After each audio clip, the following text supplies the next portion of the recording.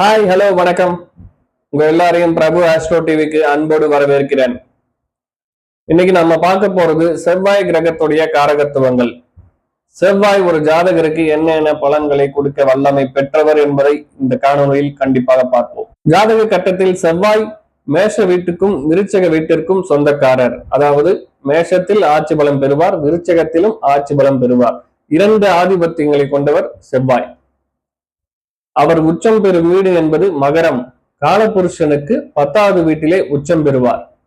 அதே சமயம் காலபுருஷனுக்கு 4வது வீட்டிலே நீச்சமடைவார், கடகத்திலே நீச்சமடைவார். உறவு முறைகளில் செவ்வாய் என்பது சகோதரத்தை குறிக்கும். சகோதரர்கள் நன்றாக இருக்க வேண்டும் என்றால் செவ்வாய் என்பது நல்ல நிலைமையில் இருக்க வேண்டும். அதே சமயம் செவ்வாய் என்பது நிலம், பூமி காரகன். ஒரு இடம் வாங்கணும்னா செவ்வாய் நல்லா இருக்கணும். ஒரு வீடு கட்டணும்னா செவ்வாய் பலம் பொருந்தி அமைய வேண்டும். அதே சமயம் தீயணைப்பு துறை, போலீஸ் துறை, இராணுவத்துலதான் வேலை வேணும்னா செவ்வாய் நன்றாக இருக்க வேண்டும். செவ்வாய் என்றால் விளையாட்டு, வீரியம். விளையாட்டுத் துறையில நாம சாதிக்கணும், விளையாட்டுத் துறையில நாம கண்டிப்பா பெரும்பலம் நீட்டணும்னா செவ்வாய் கண்டிப்பாக ஆட்சி உச்சம் பெற்றிருக்க வேண்டும். அதே சமயம் குணங்கள்ல பாத்துக்கிட்டீங்கன்னா சண்டை போடுறது, பிடிவாதமா பேசுறது, ஒருவர் மனது கடுமையா கஷ்டப்படும்படி பேசுறது, இதெல்லாமே செவ்வாய். சண்டை போட்டுக்கிட்டே இருக்காரு ஒருத்தர், அடிதடி வம்பு சண்டைன்னு, செவ்வாய் கண்டிப்பா அவர் ஜாதகத்துல கெட்டு போயிருக்கும் அல்லது பாவ கிரகங்களோடு சேர்ந்து இருக்கும். செவ்வாய் சனி எல்லாம் சேர்ந்துச்சுன்னா அடிதடி கேஸ்ல போயிட்டு ஜெயில் வரைக்கும் போயிடும். செவ்வாய்னா செங்கல், சேம்பர் தொழில், காலவாய் தொழில் செய்யறவங்க எல்லாம் செவ்வாய் அம்சம் இருந்தாதான் செய்ய முடியும். வீடு கட்டுறது, செங்கல், இது ரெண்டும் செவ்வாயோட அம்சத்துல வந்துடும். நமது உடல் பாகத்துல பற்கள், எலும்புகள், இது ரெண்டையும் செவ்வாய் பார்த்துக்கும். தொழில்கள்னு பார்த்துட்டோம்னா செவ்வாய் மண்பானை செய்யறவர்கள், குயவர்கள் மண்ணை வைத்து செய்யறதால செவ்வாய்க்கு அந்த தொழில் உண்டு. வீடு கட்டும் தொழில், கட்டுமான தொழில், கொத்தனார், சித்தாள் அல்லது இன்ஜினியர், இந்த வேலைகள் உண்டு. செங்கல் சூளை வைப்பது உண்டு. சமையல்காரர், நெருப்பு கிரகம் என்பதால் சமையல் வேலை உண்டு.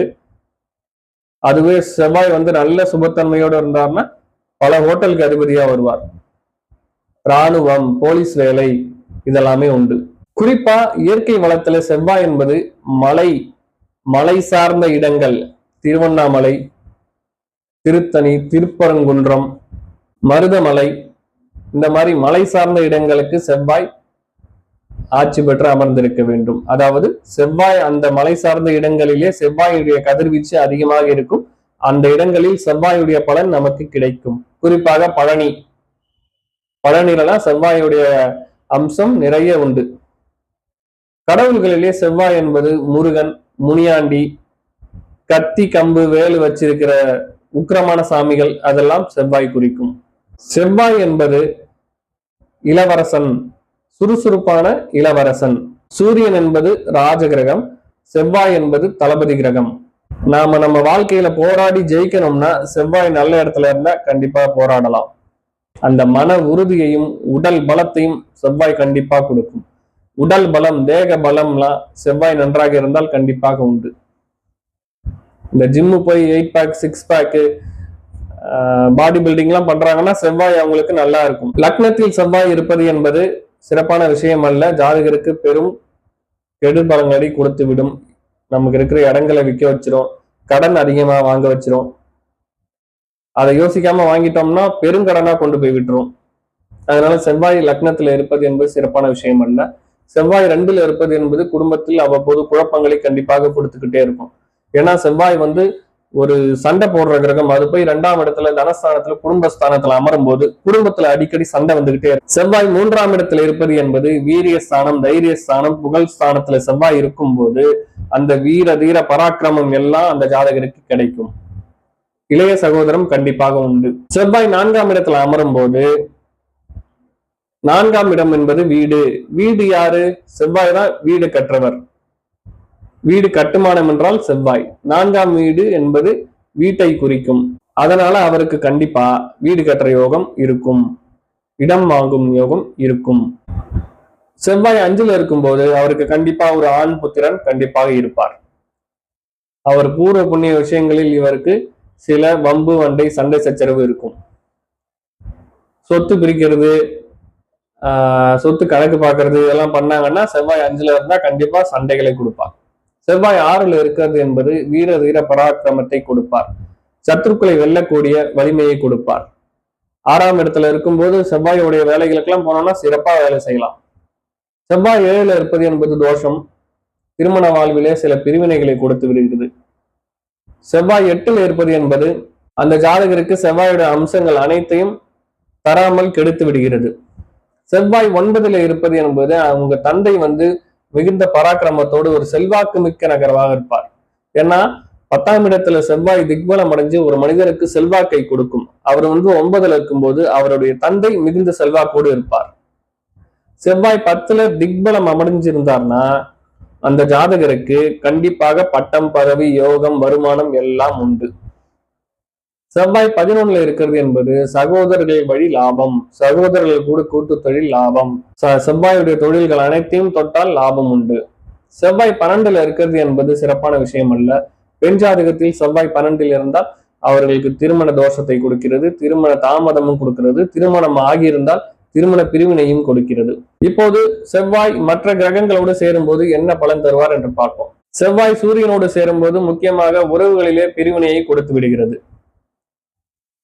செவ்வாய் சூரியன் சேர்க்கை இருக்கக்கூடாது, இருந்தால் அது உறவுகளில் பிரிவினையை கண்டிப்பாக கொடுத்துவிடும். செவ்வாய் சந்திரன் சேர்க்கை என்பது சந்திரமங்கல யோகம், சிறப்பான யோகம், பிரபாலிஷ்ட யோகம், நம்மை பிரபலப்படுத்தக்கூடிய யோகம். செவ்வாய் புதனோடு சேரக்கூடாது, ஏன்னா செவ்வாயும் புதனும் பகை கிரகங்கள். 2 பகை கிரகங்கள் சேர்ந்துச்சுன்னா அந்த பலன்களை நமக்கு கொடுக்காது, அந்த பாவகத்தின் பலனை கெடுத்துவிடும்.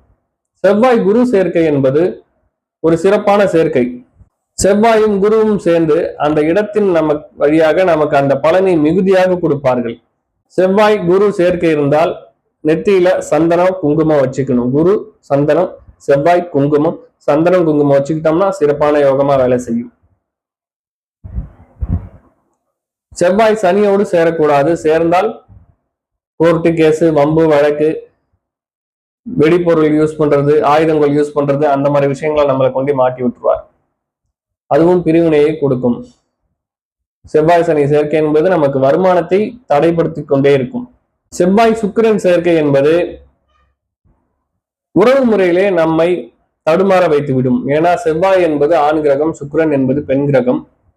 களத்திர காரகன், களத்திர காரகி இரண்டும் சேரும் போது அவர்களுக்கு அந்த களத்திர விஷயத்திலே சில குழப்பங்களையும் தடுமாறக்கூடிய வாய்ப்புகளையும் கொடுத்து விடுகிறது. அதனால் செவ்வாய் சுக்கிரன் சேர்க்கை பெற்றவர்கள் நாள்தோறும் தெய்வ வழிபாடு செய்து வருவது சிறப்பு. செவ்வாய் ராகு சேர்க்கை என்பது விபத்து கிரகமாகும், விபத்து சேர்க்கையாகும். எந்த இடத்தில் சேர்ந்தாலும் அந்த இடத்தின் பாவகத்தை கெடுத்து விடுவார்கள். செவ்வாய் கேது சேர்க்கை இருக்கவே கூடாது, ஏன்னா செவ்வாய் ஒரு முரட்டு கிரகம், கேதுவும் ஒரு ஞான கிரகம், அதே சமயம் வலிமையான கிரகம். அந்த ஜாதகருக்கு ஒரு மனக்குழப்பத்தையும் தெளிவில்லாத கோபத்தையும் அடங்கா பிடாரித்தனத்தையும் கொடுத்து விடுவார்கள். செவ்வாய் கேதெல்லாம் சேர்ந்தாங்கன்னா அவர் யாரு பேச்சையும் கேட்க மாட்டார், கண்ணா பின்னான்னு எல்லாம் என்னென்னமோ செய்வார். மற்றவங்களை கடுப்பேற்றக்கூடிய வெறுப்பேற்றக்கூடிய வேலைகளை செய்வார்கள். அது அவர்களுக்கும் பின்விளைவுகளை உண்டு என்பதை அவர்கள் யோசிக்காம செய்வாங்க. செவ்வாய் சிவப்பு நிறம், செவ்வாய் முருகன், செவ்வாய் மலை சார்ந்த கோயில்கள், இவங்களெல்லாம் நம்ம வணங்கும் போது செவ்வாய் நமக்கு நன்மைகளை செய்வார். நன்றி, வணக்கம். அடுத்த காணொளியில் காண்போம்.